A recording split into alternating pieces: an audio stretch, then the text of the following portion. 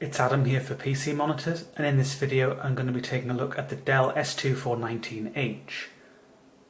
Be aware that this video review is part of a much longer written review which goes into more detail about the monitor and looks at various other aspects which aren't covered here.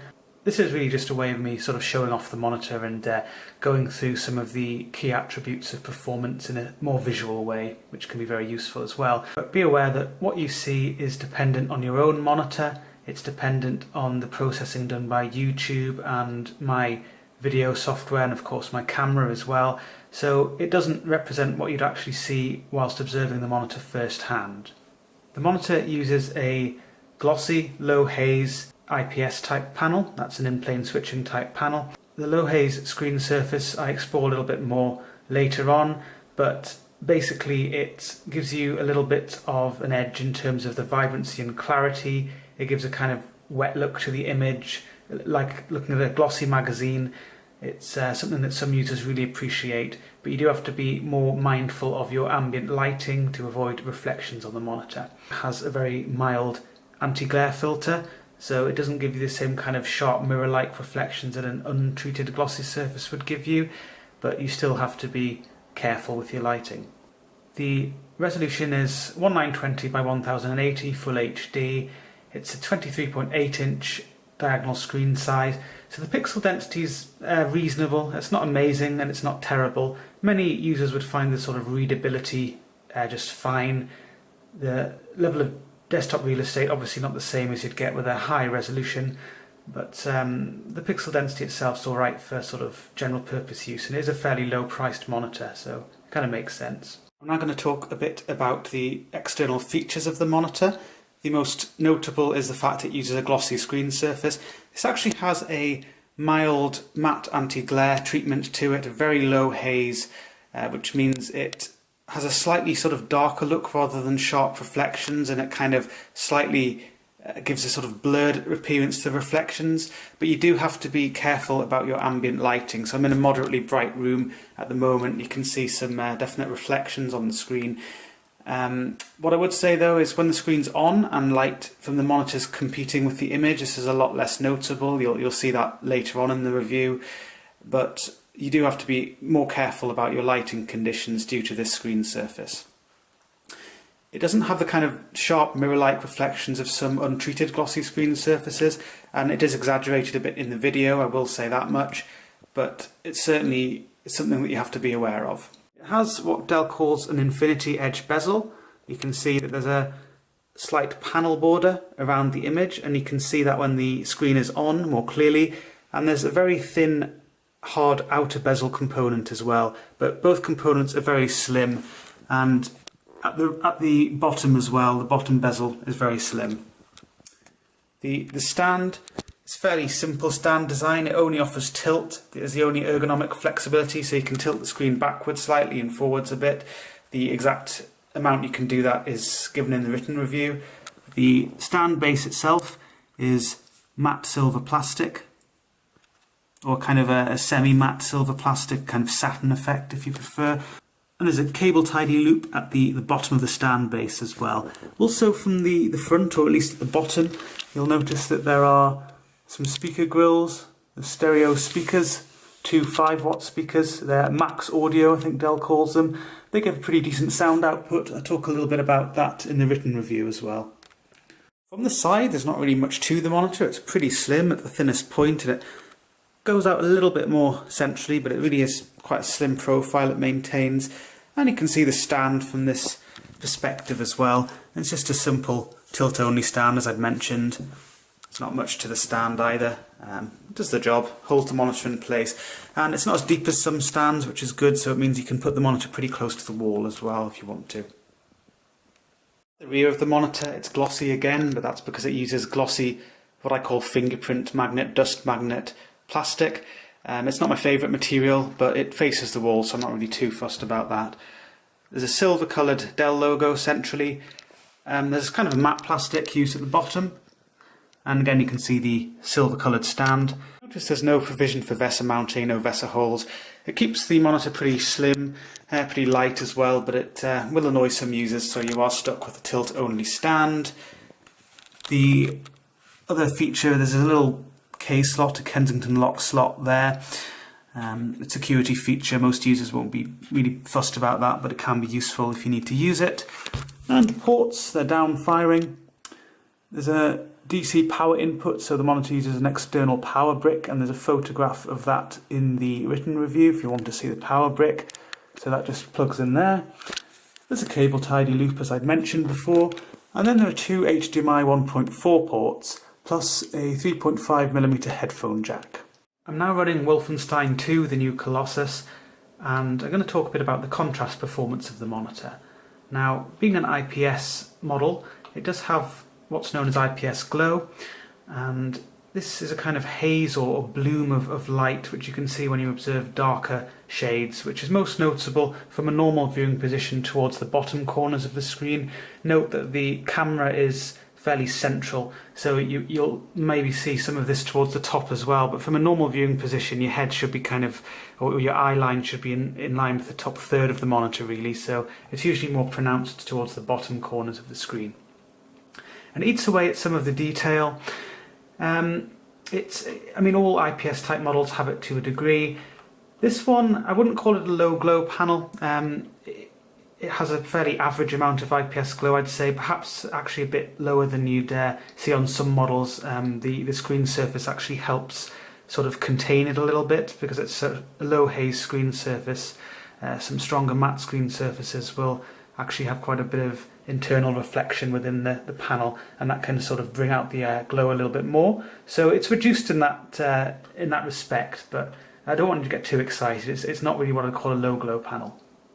Other aspects of the contrast, I measured around 1200 to 1, so a little bit higher than 1000 to 1. I can't remember exactly off the top of my head, but at any rate a fairly decent contrast performance, static contrast for an IPS type model.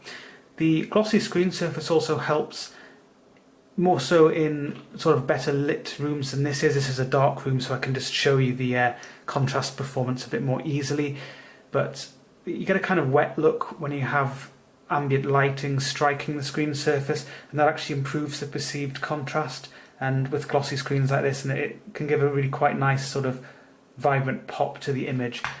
And regardless of lighting conditions, the smooth nature of the screen surface is evident when you look at the lighter shades, for example the light up there and various other lights, and sort of the power effects up there, the red lightning. That's all smooth looking. It doesn't have any obvious graininess to it, and it sort of has a pure look to it, which you just don't get on matte screen surfaces. So these brighter elements that look nice and pure, they also stand out well against darker surroundings. The dark elements, aside from the regions covered by IPS glow, as I'd mentioned before, the level of detail is good.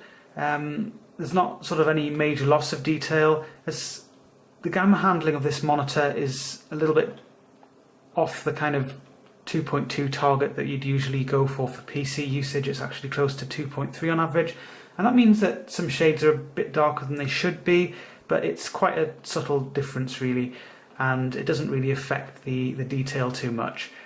It's the dark shades themselves, particularly the very dark shades, aren't as deep or inky as you'd get on a decent VA panel or a monitor with much stronger contrast than this. And particularly if you're looking in a dark room as I am now, you will notice that sort of blacks and darker colours, or darker shades, have a sort of more of a greyish look to them. They don't look quite deep and inky. But as I've mentioned, there's a perceived contrast advantage when you're viewing in a lighter room, and in those conditions these sort of weaknesses aren't really as obvious, and perceived contrast is quite decent really. I'm now running Battlefield 1, and I'm going to talk about colour reproduction. This monitor with the IPS type panel has very good colour consistency.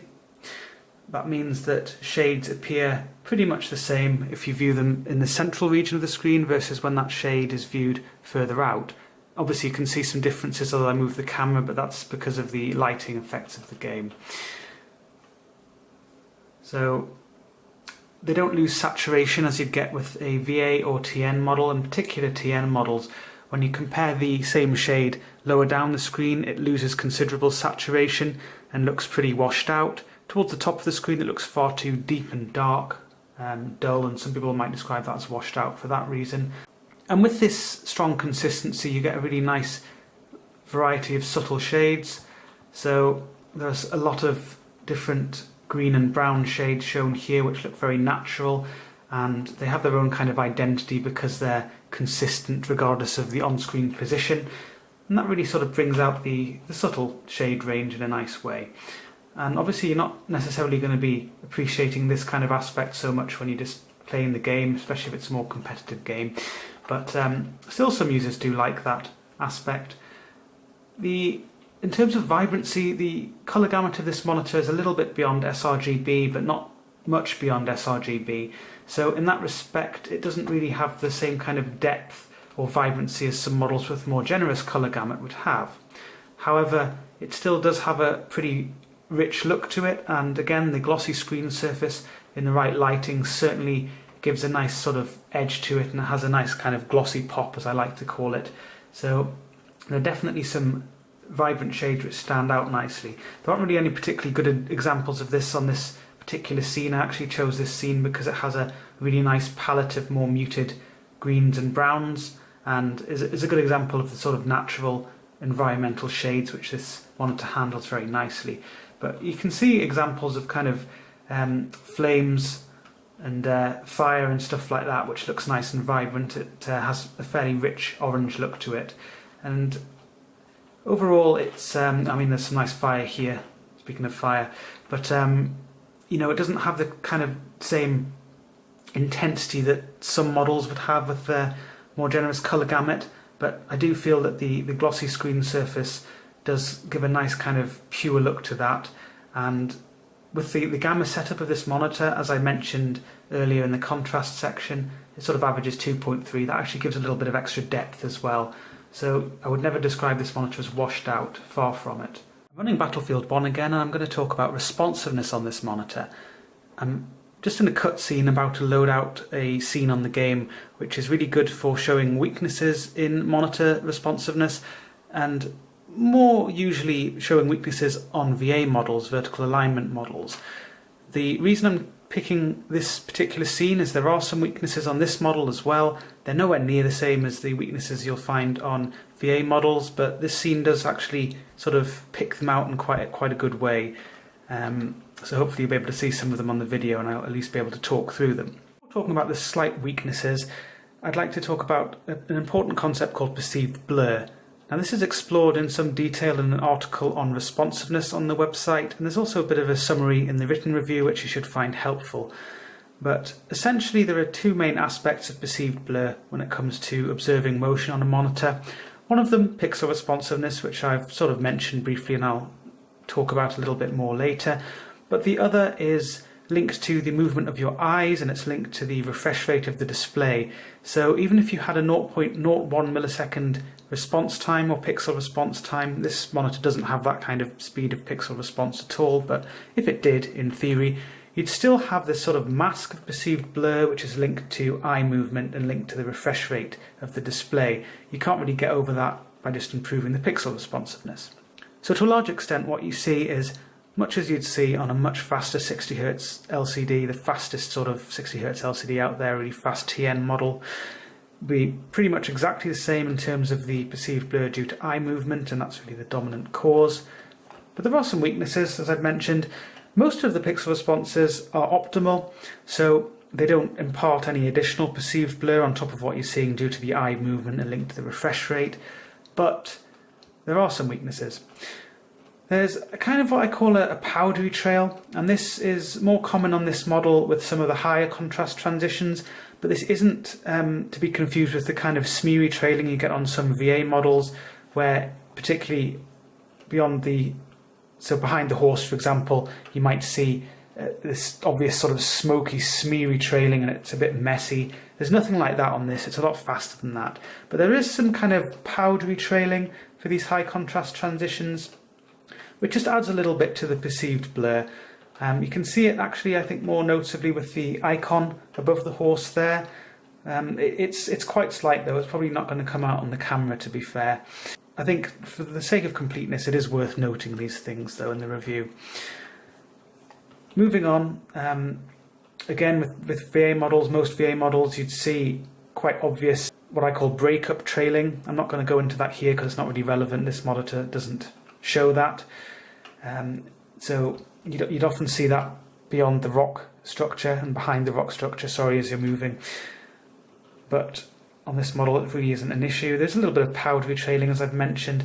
And if you observe the moon in the sky, you will see some of this powdery trailing. Again, it might not show in the video. So these are some of the slower pixel responses, but sort of ironically, there's actually a bit of overshoot, inverse ghosting here as well, which is caused by the acceleration being too high. So you can actually see a kind of halo, a dark trail around the moon. I don't know if this will come out on the video, but I can certainly see it to my eye. It's not particularly obnoxious though. It's not a strong overshoot example, and this is probably the most obvious example I found on this game really. So there is some overshoot, and it isn't the same colour as the moon or the background. It's actually a darker shade than either, but it doesn't really catch the eye too much. And some users are more sensitive to that than others. I should mention as well, I'm using the normal setting of the monitor, which is the slowest response time setting, but as I mentioned in the written review, also the optimal response time setting. If you set this to fast, the overshoot becomes a lot more obvious.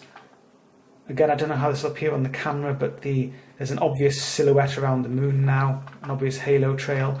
There's also some colourful trailing behind the telegraph post, sort of a kind of semi-transparent trail, which wasn't there on normal.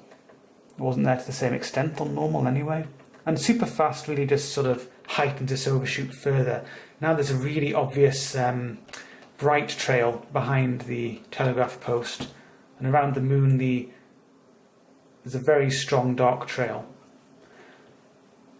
So I find this too noticeable, and I don't really think most users would prefer to use this over normal, because normal does a really quite decent job within the confines of the 60 Hz refresh rate of the monitor.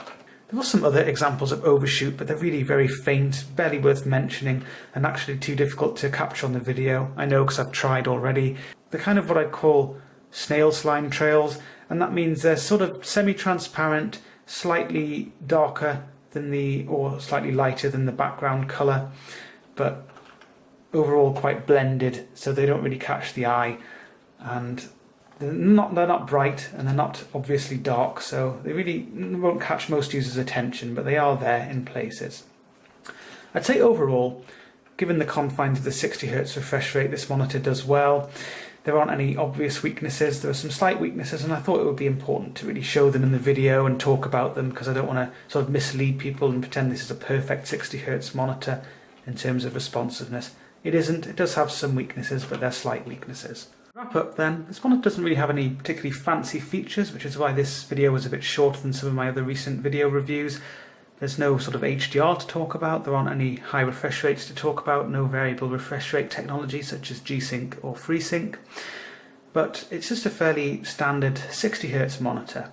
But some of the standout features for me, most notably the low haze glossy screen surface, because that's something of a rarity on monitors these days. That was a nice thing to have, I feel. You certainly need to be a bit more aware of your room lighting because of the potential for reflections, but the extra vibrancy and clarity you get from that is certainly something which I appreciate and notice, and I know lots of other users do as well. With the IPS type panel, the colour reproduction is very good in terms of being consistent and also in terms of the potential accuracy. The colour gamut is just a little bit beyond sRGB, but actually quite close to sRGB, so the monitor does calibrate nicely if you are wanting to use it for colour critical work. However, be aware that out of the box, at least my unit, had a gamma approaching 2.3 on average, so there are some shades which appear a little bit deeper than they should, and again there's a little bit of extension beyond sRGB, so a little bit of extra saturation. If you are interested in colour critical work and you've got your own colorimeter, I'd advise using that. If you don't, then consider investing in a colorimeter. But I'd say the same about any monitor really. If you're really interested in high levels of colour accuracy, it's always best to perform your own calibration and also recalibrate the display frequently, because things do change over time. For the purposes of this monitor, gaming, movies, general purpose use, I found the colour reproduction just fine. I think the colour reproduction I describe as quite vivid. It doesn't have the same kind of saturated look that some models with wider colour gamut have, but I found the glossy screen surface and the way the colours were set up did give a nice sort of vibrant look to the image overall, quite a vivid look, and in the right lighting there was a kind of a wet, glossy, painted on look which I quite like as well. The contrast performance of the monitor was quite good for the panel type actually. The static contrast was a bit beyond 1000 to 1 which was specified, and certainly not as you'd see on a decent VA model, not that kind of contrast ratio, so you didn't get the same kind of inky depth to dark shades. And there was also IPS glow to contend with, which gives a kind of little bit of a lightening to the image and eats away at some of the detail, particularly towards the bottom corners from a normal viewing position. This was reduced a bit compared to models with matte screen surfaces, and that's most models. But I wouldn't really describe it as a low glow panel, so I don't really want to get anyone's hopes up that it's sort of not going to be a bit of a feature. It certainly has IPS glow and you will notice it. Responsiveness is quite decent within the confines of the 60Hz refresh rate. The 60Hz refresh rate is itself really the main barrier in terms of the responsiveness. There were some slight weaknesses in pixel responsiveness, but nothing really obnoxious, nothing that stood out, and nothing which sort of compares to what you'd see on many VA models, for example. The other aspect of responsiveness, which I actually completely forgot to mention in the responsiveness section, is input lag, and that's very low on this model. You can actually see the exact figure in the written review. I think it was under 3 milliseconds, I remember that much, so very low signal delay, not really a big issue. I would say though, I had come from high refresh rate models, so to me the connected feel, as I like to call it, was nowhere near as good, but that's just because of the 60Hz refresh rate, not because it has loads of input lag or anything like that. So this monitor then, it's really quite a good choice in terms of if you're on a budget and you're after a monitor of this size and you fancy a glossy screen surface. I mean, there's not a great amount of choice out there, but this one is certainly a good all-round performer. So this one is certainly a good all-round performer. It also has quite a nice unfussy look, I feel. It has very nice slim bezels, and it has sort of just a simple stand design, not too deep, so it doesn't take up a lot of desk space either. So overall then, quite a lot to like about this monitor. Not perfect, but it's a decent budget choice really. So that's really all there is to the Dell S2419H. Be sure to check out the full review on pcmonitors.info. There's a link to that in the description of the video, as well as information about how you can support the work that we do.